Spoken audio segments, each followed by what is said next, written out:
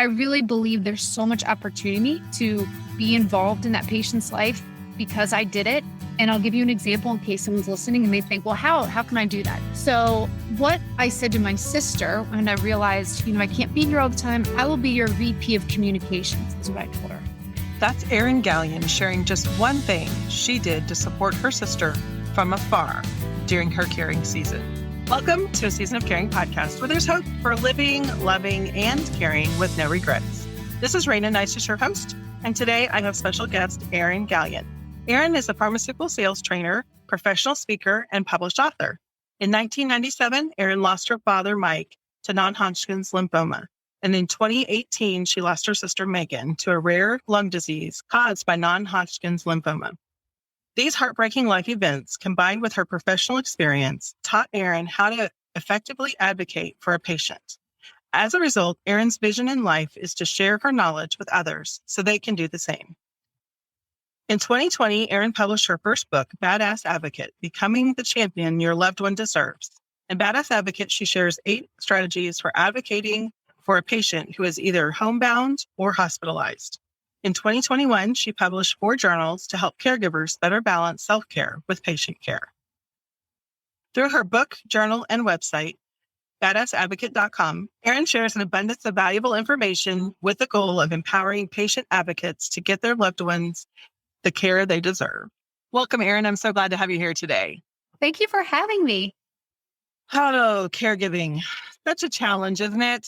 So share a little bit about your journey in caregiving and kind of how you were able to use your background to help with that. Yes. So you mentioned that my father passed in 1997. At that time, I was 20 years old. So I wasn't part of his caregiving team. My mom was really his main caregiver. I was in college, several states away. So I wasn't really a part of that. But what I did learn from that was that now going forward, if anything ever happened to another family member, I wasn't going to not be a part of it. I wanted to be involved because I had regrets of not necessarily the caregiving, but maybe the advocating aspect of it, where I could voice my opinion, help them, be their voice if they needed me to, support them in any way possible. When you're so young, you almost don't know what to do. Although I feel like kids these days are way more savvy than I was at 20. So maybe it's different now. Then in 2017, my sister Megan, who was also my best friend, as you said, was diagnosed with non-Hodgkin's lymphoma. She was also diagnosed with an autoimmune disease and a very rare and aggressive lung disease. So the cancer that she didn't know she had for probably about a year caused an autoimmune disease. The autoimmune disease caused a lung disease. And during that time, she did go through chemo. When she was going through chemo, she couldn't address the lung disease because of the medications and everything. So they kind of had to set that aside, which is not the best case scenario for a disease that's aggressive. And although she was cancer free as of February of 2018, which we celebrated, you have to celebrate every victory you get, right? Definitely. Unfortunately, her body just declined quickly. The lung disease was so aggressive. And the fact that it's rare was not a good thing, right? A lot of physicians aren't used to treating it. They don't see it very often.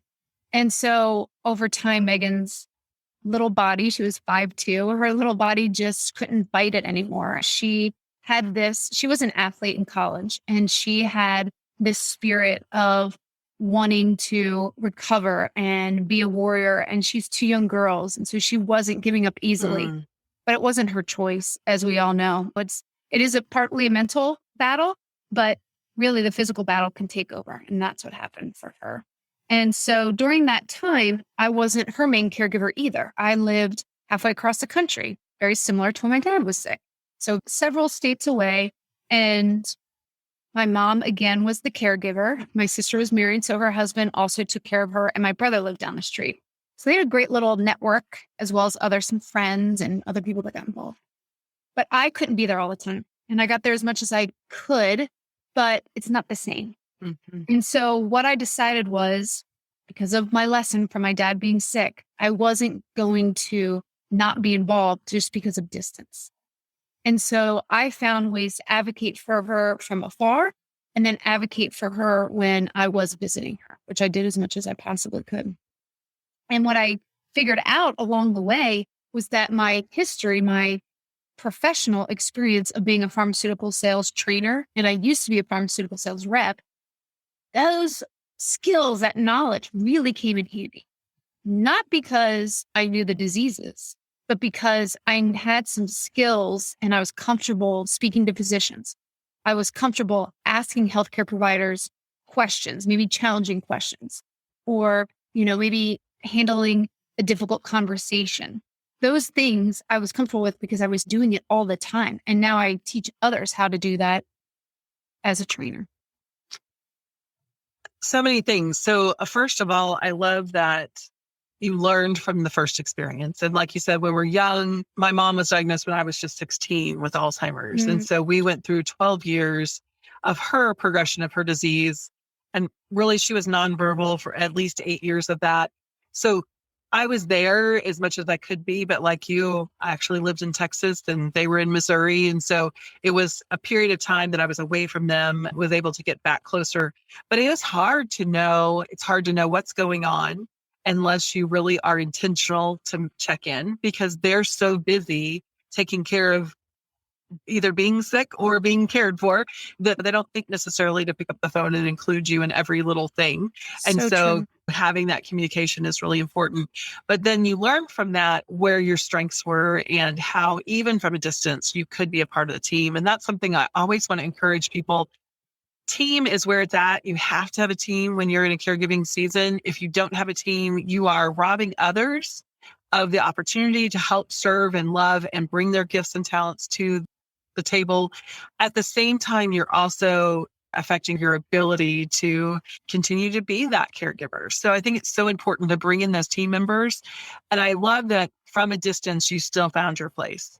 And so if you're a long distance caregiver and you're listening today, we just want you to say, we're glad you're a part of the team, and make sure you keep putting yourself in that mix and offering your strengths and offering what you can do, because you can do things from a distance. I think a lot of times caregivers feel helpless. And I've even had some of them say to me, well, I'm not there. I'm not really a caregiver. And it's like, actually, you have a really important role, even if it is just to continue to be your sister's best friend. I mean, you had to maintain that relationship, and that's important. So I just wanted to highlight that a little bit. The distance caregiving can be hard and guilt-ridden. I think a lot of people feel really guilty that they're not there.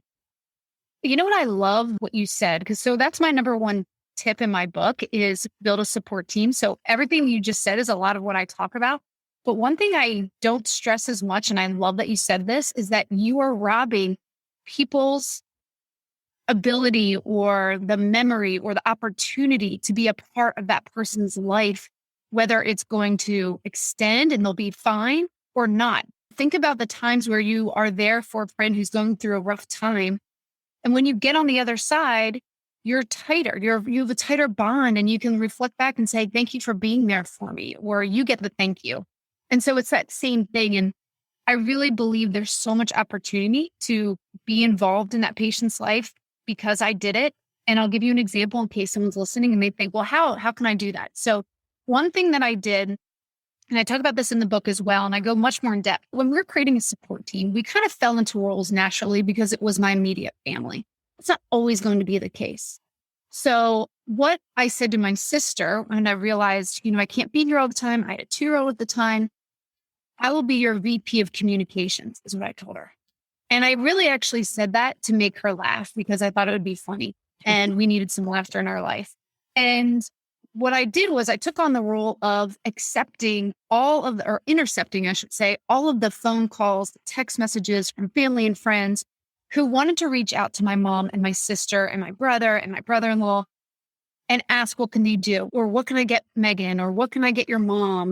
How can I support your sister's girls? Well, they don't need to answer those questions. I can answer those.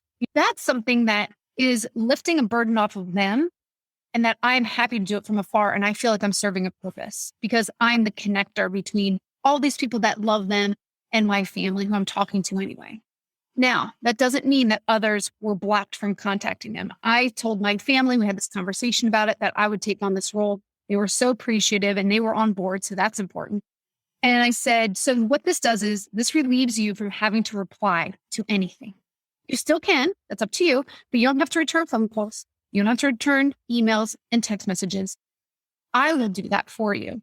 But these people who love you, they're probably still going to reach out. I'm going to encourage them to send you the love so you hear from them directly. But just know that it's okay. I'm going to tell them it's okay that you might not respond and to expect that. And that's an easy one. So helpful too, just even answering the same question over and over again. We've just recently gone through a situation with my husband's health, and it's one of those things that I was like, oh, who am I supposed to be telling? And here we are in the middle of a procedure in the hospital, and I want people to know that he's fine and it's going well. But at the same time, I'm thinking, oh, did I tell such and such? I wonder if I should have told such. It is hard to think on the spot because you have so many other things going on. But it's such a great role that someone can play for you. So I love that. VP of Communications, right? And really, should that have been your burden? You have so much that if you're dealing with your husband being sick, you have many other things that you're worried about. Your pet, you have children, the groceries, all of your regular life stuff on top of taking care of your loved one. This is an easy one people can take over and say, I'll take it. And I actually did this for my best friend a few years ago when she had some health issues. And I was like, I'll own this. So don't you or your husband worry about it. I'll take it. And so it can be replicated no matter if it's a serious, really serious illness with a bad prognosis or something that's maybe short term. And I think it's too that communication that you're offering back to the person who's reaching out. They so appreciate it. Thanks for doing that. Just be prepared. They might not have the bandwidth to answer you or whatever your languaging is. You probably have better language than that. But being able to really express, hey, they love this. It's making a difference for them. They just don't have enough to be able to answer you necessarily right now. Yes. And another way I did, which anyone who's listening that maybe has a loved one going through cancer or any other type of treatment where they have this date coming up, right? So a scary date for them or something they're dreading. What I would do is I would then take these text message groups that I created to communicate with, like my sister's friends was one text message group. My dad's family, I have a huge family, so I had to break it up. My dad's family was one, my mom's family was another. And I would text them, okay, Megan is going to have her chemo treatment today. If you guys can just pile on the love, just encourage her. And this really, and especially for my sister's personality, so this might not work for everyone, this really helped her. It helped her energy. It helped her mentally, emotionally. She was like, all right, was feeling down. And now I got all these text messages. I don't know if she ever knew that I was the one that triggered people, but it doesn't matter.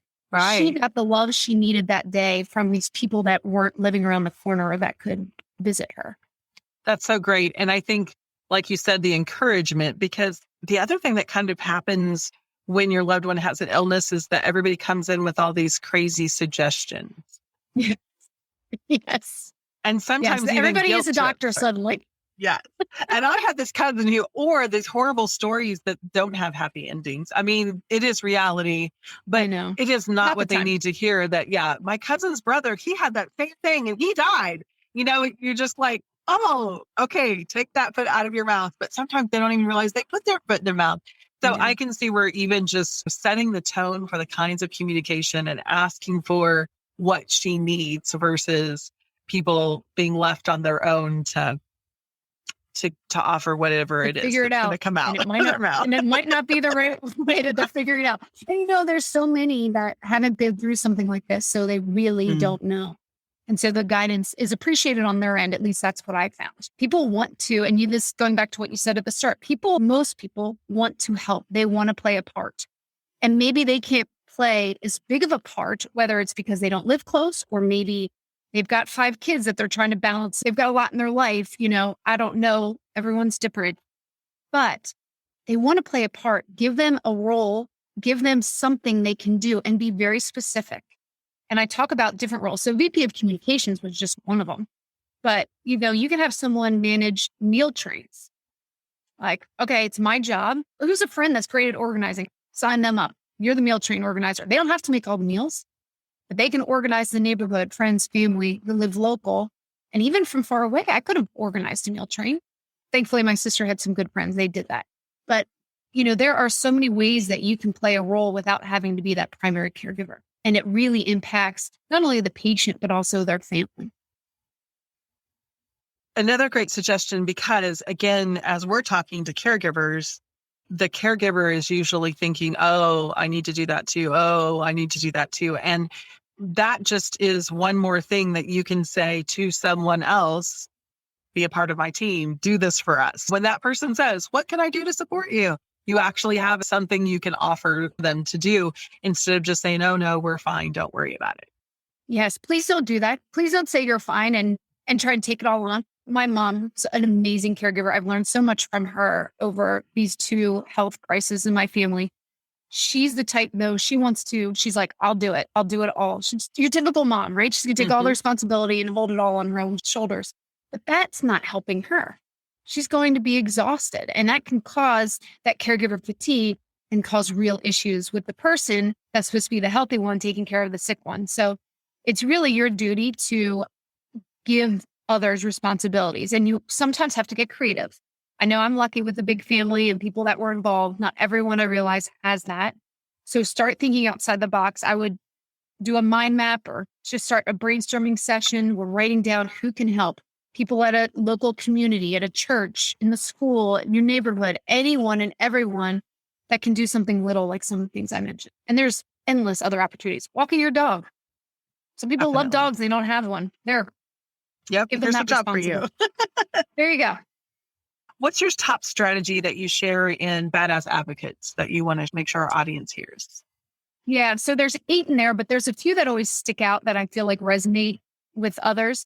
So one of them is to ask powerful questions. And this is where my pharmaceutical sales training came in handy. When I train reps, especially when they're new, about how to speak to physicians, how to get them to open up, I teach them this technique of asking open-ended questions versus closed-ended questions.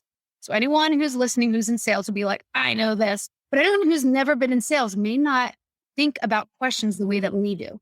So an open-ended question is going to evoke more verbiage. Like there's going to be less boundaries around what the other person says. And those questions usually start with what, when, how, where. And they really, when you start a question with like that, well, like, for example, what are you going to do tonight? That's an open-ended question. You can tell me anything you want. I'm going to go to dinner. I'm going to go to the movies. But if I say, what's the restaurant you chose? Or what's happening at 6 o'clock? You're just going to tell me what's happening at 6 o'clock. You're not going to give me this whole story. So when you're speaking to a physician or a nurse and you're trying to get information, you're trying to understand, number one, don't be afraid to ask questions. You are not the healthcare professional. They are. And even if you are a healthcare professional, doesn't mean you're your loved one's healthcare professional. You may be in a different field. Ask open-ended questions to get them to tell you more information. If you ask close-ended questions, which are do, is, are, those questions usually give a yes, no answer. Now, if the physician or nurse is talkative, you may luck out and they may give you a lot more information than how you phrase the question. But not everyone is that way. They may just literally answer the way that you have laid it out for them. So what I advise in the book, and I talk about this even with my pharmaceutical reps, write down those questions. Write down the questions that you have before a meeting with a doctor, or if you're going to the hospital to visit your loved one, write those questions down and then make them all open-ended questions if you can. I realize some will not be. Some are clarifying questions and they may start with do and is, and that's fine. But make as many as you can open-ended questions. You will get much more information out of the other person than you expect. I think that's such an important thing to keep in mind, because when you ask a direct closed question, they're going to answer you in the same way that you ask it, especially because they're so busy that they're probably not going to expound, especially if you aren't asking them to. And so just keeping in mind the types of questions, I do think it's so important to think ahead what questions you have, because in the moment, a lot of things can be happening physiologically that just sidetrack your brain. Really being able to have that reference can be so helpful. And then just being intentional in the way that you word them. Great tip there. Yes. So what would you say your family did best? Yes. So this was something that we did not do when my father was sick, because there were not cell phones when my father was sick. So what we decided was, remember, I lived halfway across the country. So I wasn't a part of the majority of these conversations that my sister and my mom had with my sister's doctors. So what I would do is I would call, and it's actually similar to your story. I would call my family and ask for details. Well, my sister's exhausted. She's not feeling well. My mom is exhausted. They've had a long day. I kind of get bits and pieces of what was said, but not the whole picture. Or they may forget chunks just because it's easy to forget. They may forget it themselves. Even the next day, they may think, what did he or she say? I don't remember. So one day, and I don't remember what triggered this, but I said, how about we start recording these conversations? And we all have a recorder on our cell phone. While your cell phone's with you, because we bring it everywhere, ask the physician if you can record the conversation, because I'm not going to be there and I would love to hear what he's going to say. And my sister said, okay. So she asked him. He said, I'm fine with it. And they recorded the conversation. And then my sister, because we had our support team, my sister gave us permission to share it within our support team. So just a text message. And we would start to label them, like the date and the doctor that we spoke to. So we got better at it as time went on. We started to figure out a system. And then whoever was in charge that day of being with my sister was also in charge of recording the conversations, especially as she got sicker. So if the patient's capable of doing it and you can give that to them and they want to own that, great. If they don't want to own it, that's another great way for someone to support them. And then it's a great way for the family or the support team to listen and take bits and pieces that they feel are most important and then follow up with questions or specific points, whatever they need to. Everyone's hearing the same thing. It's not kind of like, oh, I've heard this story and I heard this story. It's not playing whisper down the lane like we tend to do when we're listening. Definitely. Even when there's a phone conversation, they're engaged, they have their questions, they're getting their questions answered. Then you get off the phone with them and you're like, so what did they say? Oh, he just said blah, blah, blah. They summarize and you're like, okay, that wasn't all they said. You were on the phone for 10 minutes. That's right. And so that can be really tricky. So that's a great suggestion. We often bombarded the doctor and all went together as far as family. I'm sure they love that. Yeah. So if there's one alternative to that, you can just have one person and have the recording. And like you said, you're going to pick up things differently, in your frame of mind. And so different personalities, different experiences, everyone has a different strengths on that team. So let's use them together. And I will tell you, because I've gotten this question from personal friends who have now taken this tip and used it, and they've successfully used it, was, have you had any pushback? We personally never had any pushback. So I always like to say up front that, number one, you get the patient's permission. This is private healthcare information. Yes. Number two, then you always need to ask the healthcare provider for permission as well when you're in that room. Please do not start recording without making sure that they're okay with that. I think you can get yourself into some trouble. I've had multiple people, including my husband, just recently did the same thing for his mother. No issue. I never got pushback. So seems to be working, which I'm happy to hear. It wasn't just my sister's doctors. Yeah. And you do meet different people. So it all's going to be different. But again, you wouldn't want somebody recording you without permission. So it's definitely has to be something that you ask. And then if they don't give you permission, get out your notebook. Everyone needs a notebook when you're a caregiver or a patient advocate. Get it out, start taking diligent notes. That's your backup. So what's one self-care tip that you would recommend for our caregivers that are listening? Oh, I love this question because self-care is just so important. My one tip would be to create a strong morning routine.